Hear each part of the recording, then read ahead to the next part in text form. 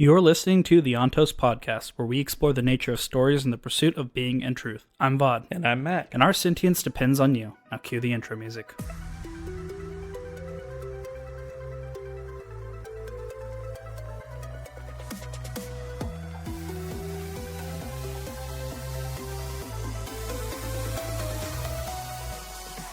I never wanted this. True. But somebody has to stop the deepness. And apparently, Terrace is the only place this can be done. On this fact, however, I don't have to take the word of the philosophers. I can feel our goal now, can sense it, though the others cannot. It pulses in my mind, far off in the mountains. Chapter 6. Well, we are going to, open up with Vin sleeping in Clubs' shop. Kind of describes how she's pretty surprised by just like how she has her own room to herself. It's nothing fancy by any means, and like compared to what normal people nowadays might be used to, it's really very humble. But to her, it's luxury. It's better than anything she's gotten up to this point. And so we got to get the idea here that Clubs' job is to hide everybody, and so he is a master craftsman. He's a Ska master craftsman. So in the city, unlike the plantation Ska, the Ska here can have crafts, and they can, he's been called a master craftsman, so that means he must be quite good at his job. It doesn't get you much, but it gets you better. In Vin's words, you're way better off than any other Ska, out there anywhere. And so he has this front that he's a master woodsman, woodcrafter, carpenter, whatever it's going to be. And he uses that as a front to hide mistings. Doxson kind of walks by and finds her spying on people, because Vin, upon waking up, decides the first thing she's going to do is try to be pretty sneaky and watch what everyone does and try to get a feel for the new environment here, especially with it being she just slept here and, she's never really been here before. I think it mentions later on that she, in the middle of the night, she woke up and she went about and like searched the whole place as she does to make sure that nothing mischievous was going on while she was about to sleep. But Doxson catches her spying and lets her know that she has a bath, which again, she is kind of blown away by. She has this warm bath. She takes it. The water is scented with perfumes, which she's like, this is really bad. You get more of like Reen's insight and in this episode, and the fact that she remembers, like, Reen wanted me to be a boy, not a girl. Well, she doesn't say boy, but he says he wanted her to be seen as a thief first and a girl second. And that he did that for her own protection, so she wouldn't catch the eyes of anybody, especially if he wasn't there. And so she's like thinking to herself, perfume makes me stand out way too much. Like, me being clean makes me stand out way too much. This isn't good.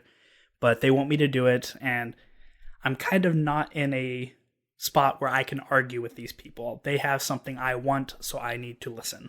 And so she takes the bath, and she goes downstairs, she gets food, and basically the squad shows up. And really, up to this, if you want me to continue this summary, we can go with it, or this is your part you've been wanting to really get to. So we get to where we talk about the problems and the things that they need to actually address. This is the big point in the heist where we go, here are all the impossible things that we need to do.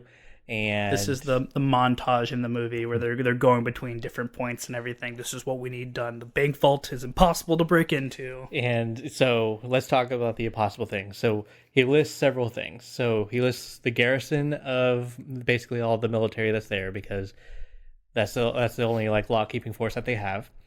They need to cause chaos in the city. And then they need to handle the great houses, because if the great houses are there, then they're going to come in and they're going to take care of their own power, and they're going to have their own armies that are set up. They need to handle the steel ministry, which is going to be around, and one steel inquisitors can be like more than 1,000 soldiers. They need to secure the treasury so they can get the ATM. They need to have troops set up for the Ska Rebellion. And then they need to handle the Lord Ruler in some way. And then the last thing was Yeaton's bad attitude. Yeah, I want to say it was like Eden's bad attitude, and it was also being able to train his army in a very secure location. Right, right. So the troops and the Scar Rebellion, basically getting them all together. That was Yeah. the whole thing. Yeah, and those were the big points, and I think it was great because, Kelsier's like, that's not so bad now that we've broken it down, right? And everyone else is like, yeah, I guess it's not so bad. Well, and it's funny because he says that, and then then the real thing comes up because we all start thinking of our own ways of solving this problem, and they think of the obvious stuff. Like they go, okay, so we need to cause chaos in the city. Easy, let's just cause a revolution.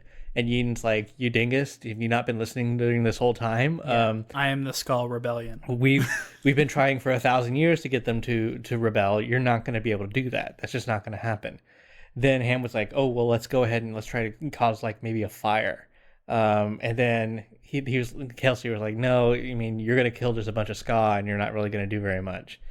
And then Kelsier kills two birds with one stone. And he says, what about a house war?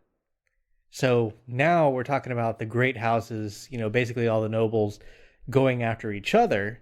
And that both handles the great houses and causes chaos in the city. Yeah, and Kelsier already mentions that he already started. And we got that. We got his view of him starting that in the last chapter. And we're starting to get an idea of the politics here, which we'll go into a bit more. But that was a neat suggestion. Two birds with one stone right there. So then they turn their eyes to the garrison. And the first suggestion was, the obvious one, but probably the dumber one, which is to just attack the garrison. And they're like, we're probably not going to ever be able to make an army that's going to be able to attack the garrison inside their own fort. Then they're like, oh, well, maybe the great houses will keep the garrison, under wraps, if they're having their own fight, then the garrison will be taken care of. And they're like, no, that's not going to happen. Yeah, I mean, they would be still doing their job. They'd be in the city. So this is when Kelsier, I think he had an idea of what to do, like my headcanon is, but then he asked Ven, what would you do here? And just puts her on the spot. And she gets all nervous about it. She's like, well, you definitely can't. He's like, if you were going to fight someone who's bigger and stronger than you, what would you do? And they're like, well, you definitely can't fight them straight up. And she makes a good point. You can't fight them because even if you won, you can't hold the city. Exactly. Like you definitely wouldn't fight someone who's bigger and stronger than you because you would be too weak to be able to fight later. So the best way is to get them to essentially leave the city. So we're talking about trying to get them out of the city, and they're like, well, we can cause a rebellion in a nearby city. And they're like, one, we just talked about talked about why we can't get a rebellion going. And two, like that's probably not going to be a good enough problem because if it's too much of a threat, then they're not going to get the garrison. They're going to get these things called kolos or this kolos, whatever, to go take it out.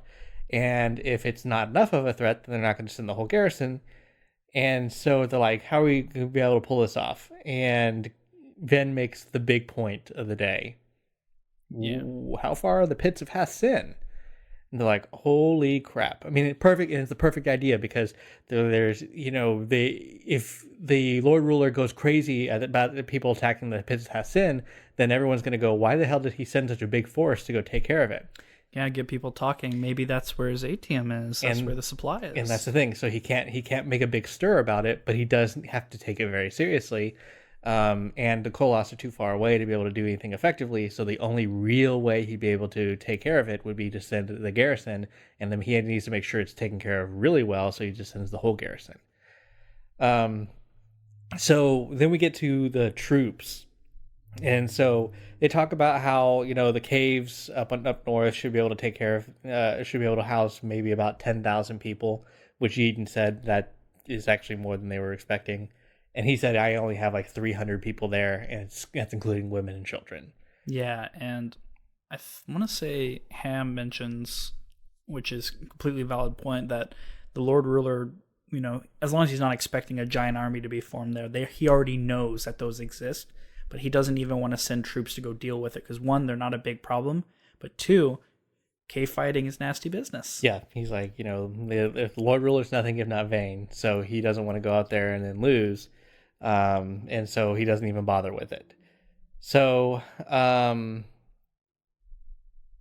they were talking about how are they going to be able to get 10,000 people, and Kelsier's like, well, there's 1 million people around here.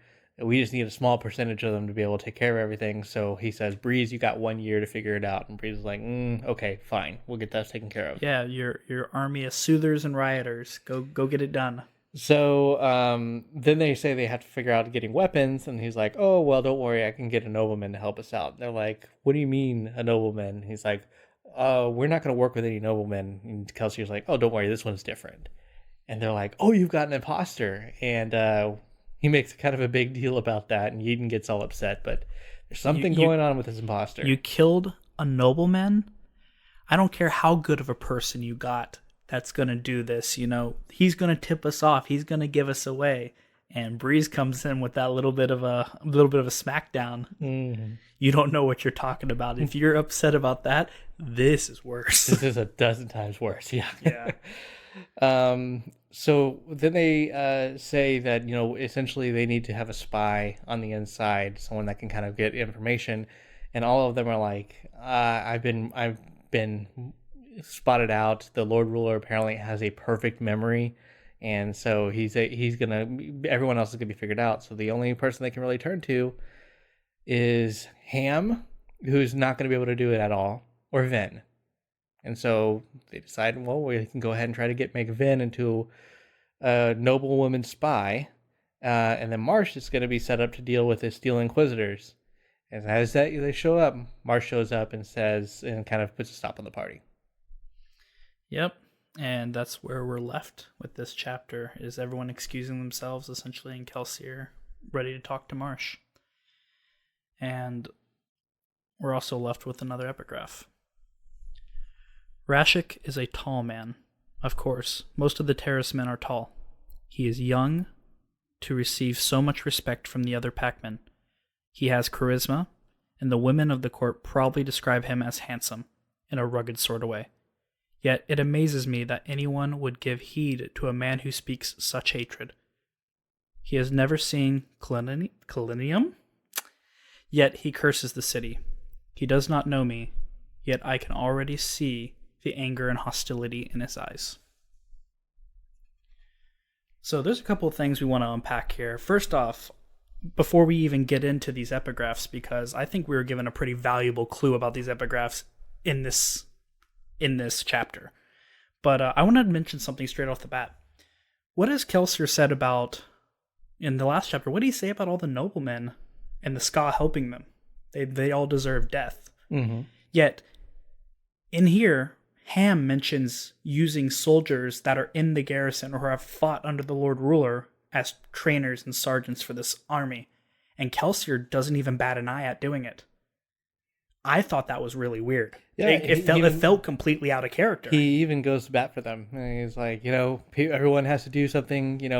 Everyone, we all have to pull our own way through the world. You can't, you can't judge everyone. I mean, I don't know if I believe Kelsier, because at this point, like, that to me was such a shot in the dark. Up to this point, all we've seen is this man kill and hate noblemen.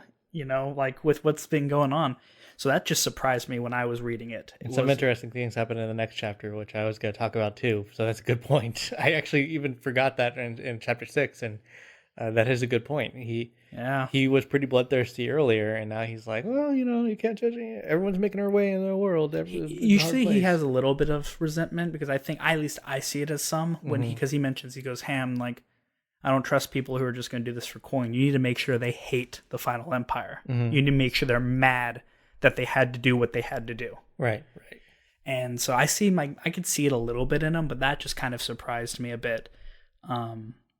But that was the big thing I want to talk about. Is there anything else you want to talk about before we talk about the epigraphs? I think the epigraphs is what I want to get into. So get us going on that. So there's a point in this discussion where Kelsier actually adds the Lord Ruler's name onto the board. It isn't...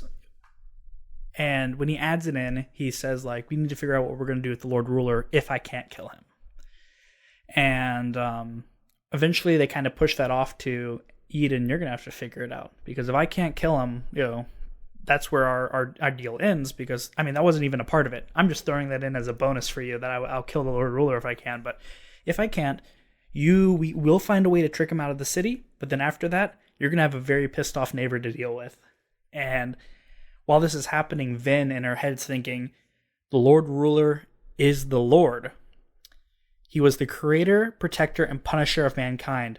He saved the world from the deepness. Then he brought the ash and the mist as a punishment for those people's lack of faith. Whoa, what have we been talking about with these epigraphs? Right. So that's the one thing we mentioned in the epigraph episode, was like, who's writing this, and this seems to imply at least it's the Lord Ruler. Yeah, I mean, it seems, because, you know, based on the lore and everything that's going on, he was the one who did save everyone from the deepness. So it's like, have we been looking into the past potentially of what happened with the Lord Ruler? And I mean, everything we've heard about the Lord Ruler up until now has been pretty bad. I mean, we're hearing it from Kelsier's point of view, but it doesn't seem like objectively he's done very, great things.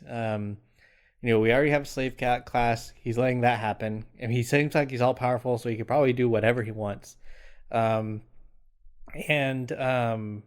He's got like his people of obligators. He's still inquisitors, which are like at least coded as bad guys. Because I mean, how can you be very much of a good guy with spikes going through your head? There must be something going on. Then we read these epigraphs, and they seem like a pretty down to earth dude. Just a guy who's like, hey, I'm having some self-doubt, but apparently I'm supposed to fulfill this prophecy, and there's some really bad thing called the deepness, and I'm supposed to take care of it. And then we hear that the Lord Ruler, by their history, was the one who took care of the deepness. Yeah, I mean, I want to say, I think the epigraph we discussed before this episode, in our epigraphs episode, the last one we discussed, it said, I don't even understand what I'm supposed to do. The Terra's philosophies claim that I'll know my duty when the time comes, but that's a small comfort. The deepness must be destroyed, and apparently I'm the only one who can do so. Yeah, so I mean, from what we can tell, it seems like this is the Lord Ruler. It's just so contradictory from everything we've heard about him. The other thing is I think even in that episode I mentioned something about there not being any religions that have been mentioned, but it seems like the religion is the Lord Ruler is God. I think they even say like, don't even take his name in vain, because blasphemy honors him. Yeah, blasphemy still acknowledges him as your God. It's Kelsier saying that he doesn't want them to. And I know Ham at least, called him the sliver of infinity at one point, or he's a sliver of infinity. And so like, yeah, the Lord Ruler is not only the Lord Ruler. There's some following here too. At least that's what it seems to be hinting at. Right. And so I wonder, I think we decided for our last week to have the epigraph episode, to kind of put them all together in the very beginning, because reading them separately, there was almost nothing there to base anything off of. And then when we put them together, we saw the formation of some sort of story occurring. And now, we're getting our first, like, at least hints at what that story could be being told. And that's pretty exciting. Indeed. So we gotta make sure we pay attention to that. Let's also talk about really fast, because this is what you've been waiting for. You've been telling me the whole time about how you can't wait to get to the point where they lay out the plan, because in true heist fashion, we did a little bit of a disservice with how quickly we went over it, but it was a classic heist moment. Yeah, and I mean, it's hard to kind of like spell out all the things that happened during this chapter, because this is effectively the chapter where everyone comes together. I mean, if I was a writer, I probably would have done this in like chapter 2. But Brandon set us up so well, so now we have all our cast of characters and everything's all squared away. So now we have the plan, essentially. Yeah. Now, the classic thing with heists is plans end up having to change and modify and mutate. But what I love about this is it set up the stakes, and it really, really spelled it out, like saying, yeah, all those easy solutions you might have thought of, not only did we think about it, but here's exactly the reasons why they're not going to work. And it also plays into a trope, and I admit I'm a little sucker for these tropes of like, of course Vin was going to have some neat idea. I always like to say, like, this is something I was going to come back to earlier, was I always like to think that Kelsier probably thought of these things, because of course he came from the pits of Ethin. He knows where the ATM was. He's had this information for a while. So I like to think that Kelsier had in his mind, this is what I think we should do, but he wanted Vin to say it. Yeah. Because he wanted Vin to get the respect. Yeah, and he's showing a lot of, like you said, he's showing a lot of good leadership qualities here. He knows that Vin would be integral. He knows that Vin will be very important. But now the other characters know, oh, look, she's not just this little kid. Breeze played her off, played her off as a little servant the first time he met her, and then he figured out she was a Mistborn, and it's almost like his shift and his thought of her just barely shifted, even after hearing that. And so, I definitely think this was Kelsier's plan to try to integrate her into the group even more. And it was like, look, she has a lot more worth than just being the Mistborn. We're going to need her. We're going to need these fresh ideas. Right. And that was even before they got to the point where they're like, oh, she might actually be one of the integral cogs of this whole plan. Yeah. As being the spy, because she's like, well, my spy, my guy who's doing the undercover as the noble, he can't be our spy. And yeah, what did he say about that? Because that was interesting too. He said that my guy is good. He'll pass all of the scrutiny. He just never can get in front of an obligator. Inquisitor. Okay. Yeah. I thought it was Yeah, and so that's what surprised me, because it was like when you were reading it, I want to say Kelsier even said my guy is perfect. He's perfect. He's like, I have no doubt. But he can't get in front of an Inquisitor. And as soon as he said that, Breeze was like, Yeah. They're supposed to. I wonder, does that mean this guy's a misting? Because we've been heard up to this point that you have to keep mistings away from the Inquisitors. They can find them easily. So I wonder if it's some clever person using some sort of allomantic tricks or something like that to hide in plain sight. But it sure makes you wonder why they never mentioned it before. Like, they weren't like, oh yeah. let's just get a, we heard about Smoker. This is future Mac. There'd be a, I almost spoiled something for you there. Okay. No, it's just weird that they that we haven't heard anything about this before. So something else is going on, which we already know that there's a lot of things that we haven't heard about yet that's going to be coming out. But I just thought it was a genius idea, or it was great that they spelled out that there's things that we need to handle that I didn't even think of. Like, okay, we got to take care of the garrison. Okay, we'll make them leave. Well, what do you think is going to make them leave and also not get someone to pull a different, larger army away? Or if there's such a big threat, why would they not hunker down and, whatever? So having that, spelled out was something I didn't even think of.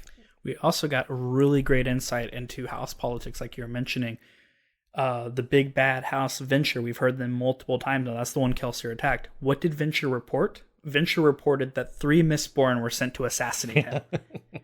And we learned very quickly after what Kelsier did just by himself, that would be overkill. He should be dead. So house politics, not only, and this is pretty obvious, not only deems that they can't show weak, but in this case, Kelsier said by attacking as a Mistborn, he's sowing a lot of nervousness and a lot of distrust between noble houses now, because they have an unspoken rule that they won't send Mistborn after each other. Because they're too strong. And they're not supposed to be anywhere except for in the noble houses. I mean... Yeah, which means that a noble house... had to have done it. Yeah, and so I think that's pretty big, and I think it's really interesting here, because I want to say that one seems like... I don't want to say the easiest task they have to go after, but it seems pretty easy considering Kelsier and them also mentioned that, every 100 years or so we have a house war anyway, and we're coming back up around on that time now. It's been a while. Yeah, I mean, but I think that also shows that it is actually a bit more difficult, because I think that's like,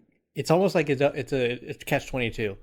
It's so easy because it's been a century since the last house war, but at the same time, it's been a century since the last house war. So there's a reason that doesn't come up. There's a reason that this doesn't. Is it the Lord Ruler that keeps everything in place? Is it, is there actually some stability in the politics? I mean, I want to say it was Breeze or it was Kelsier. One of the two said that the Lord Ruler actually doesn't keep up with them. In fact, they said that he likes to according to them, he likes to let them squabble because they keep themselves in check. Right. And that's my point is, like, they can't be so precarious, but at the same time, there's, as far as we know, never been a Ska Mistborn. There've been Ska Miststings, but they're so rare that Kelsier and Ven are the only two that anyone ever even knows about. Yeah, that people know about. Kelsier says he was taught by one, but like, other than that, Kelsier, it was like when he first met Ven, he's like, I only know of one other Ska Mistborn. Right. So they're super duper rare. So basically, if you see one, it's got to be a nobleman or a noble, person. It's got to be someone in the noble class. So they're like, hey, if I came in and killed him, then, or if someone came and tried to kill me, it had to have been a Mistborn.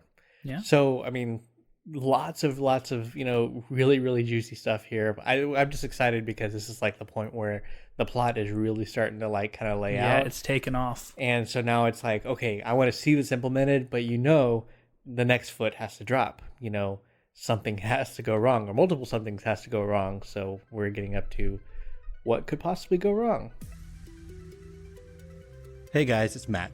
Thanks for listening to the Altos podcast. You'll start seeing regularly scheduled episodes starting November 14, 2022. If you'd like to follow us, please consider subscribing. We're a small project, so please support us with likes and comments because that's what the algorithms crave. If you're listening to the YouTube channel, please hit the notification bell. And if you really want to give us a boost, consider supporting us on Patreon so we can give Vaud a better mic.